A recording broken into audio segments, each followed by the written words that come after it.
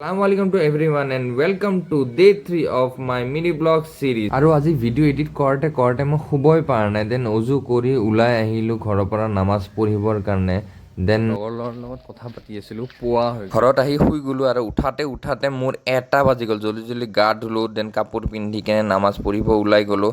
Then অলপ দোৱা কৰি কেনে ঘৰত আহিলোঁ আৰু চাওঁ যে মোৰ লগৰ ল'ৰা আহিছে, মোৰ 100 বছৰ আগত লৈ যোৱা জোতাটো ঘূৰাই দিছে। দেন ছানস্ক্ৰীন লগাই কেনে লেবেল দি কেনে দেন আমি ওলাই আহিলোঁ, চলো।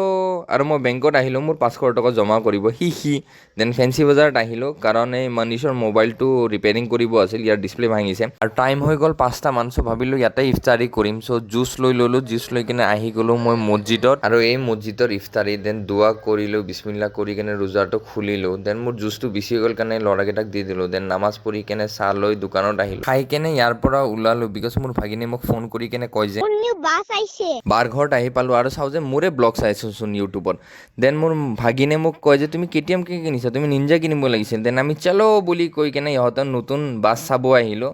ভিনিয়ে নতুন বাছ কিনিছে আৰু এই বাছৰ ফেচিলিটি বুলি মোক এক্সপ্লেইন কৰি দি আছিল, এইবিলাক আছে আৰু পূৰা চলাই দেখাইছে এনেকৈ চলাব লাগে। তাৰ পৰা ওলাই আহি কেনে ঘৰত আহিলোঁ। দেন মুখ হাত ধুই কেনে প্ৰি ৱৰ্কআউটত আদা খাই কেনে তাৰপিছত মোৰ চকুৰ পৰা একদম পানী ওলাইছে। দেন জল্দি জিম আহি পালোঁ আৰু জিম আহি পোৱাতে 8:30 বাজিল। দেন জল্দি বেকৰ এক্সাৰচাইজ আৰম্ভ দিলোঁ। বেকৰ আজি মই 4টা মাৰ মাৰিলোঁ। দেন বেকৰ এক্সাৰচাইজ কৰি কেনে মই আজি বাইচেপ মাৰিলোঁ, বাইচেপৰ 3টা মাৰ মাৰিলোঁ।